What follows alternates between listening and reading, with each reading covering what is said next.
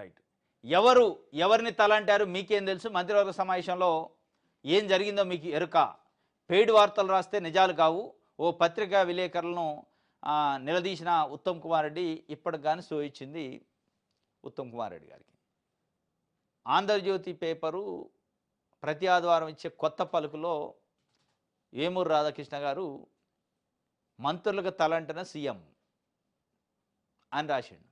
ఆ కొత్త పలుకు మొత్తం ఆయనే అక్కడ క్యాబినెట్ సమావేశంలో కూర్చొని ఏబిఎన్ రాధాకృష్ణ గారు విన్నట్టు, ఏ మంత్రిని ఏం తిట్టింది అన్నట్టు రాసిండు. ఈయనే ఎన్నట్టుగా రాసిండు. తిట్టారు, ఆ మంత్రిని ఎట తిట్టిండు, ఈ మంత్రిని ఎట తిట్టిండు, ముఖ్యమంత్రి తిట్టిండు, ముఖ్యమంత్రికి తిట్టే అంత సినిమా ఉందా ఆడుందా అని చెప్పి ఉత్తమ్ కుమార్ రెడ్డి చెప్తుండు. ఎవరు ఎవరిని తలంటారు నువ్వు చూసినవా అని చెప్పి. అంటే మేమే ఆయనకు తలంటినాం, ఆయన మాకు తలంటం కాదు.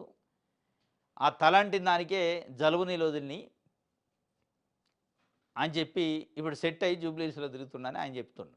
ఉత్తమ్ కుమార్ రెడ్డి డైరెక్ట్గా ఎవరిని తలంటారు మీకేం తెలుసు అసలు క్యాబినెట్ జరిగింది అంటే దాని అర్థం ఏంది, మేమే ఆయనకు తలంటినాం, మీరు చెప్పింది ఉల్టా చెప్పారు అని చెప్పిండు. ఇన్ని రోజులు స్పందించిండు. దాదాపు వారం 10 రోజులు అయింది అది రాసి, ఆ కథనం, ఆ కొత్త పలుకు రాసి. చాలా పెద్ద ఎత్తున విమర్శలు వచ్చినాయి.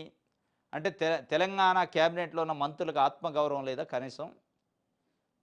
ముఖ్యమంత్రి మంత్రులను పట్టుకొని తలంటిండు అని ఒక పత్రిక కొత్త పలుకు పేరుతో రాస్తే, ఈ తలంటటం, తిట్టడం, దుర్భాషలాడటం, ఒక ముఖ్యమంత్రి మంత్రులు తిట్టినట్టు ఉన్నది లేనట్టు, లేని ఉన్నట్టు మంత్రివర్గంలో కూర్చొని ఎన్నట్టుగా రాసిండు.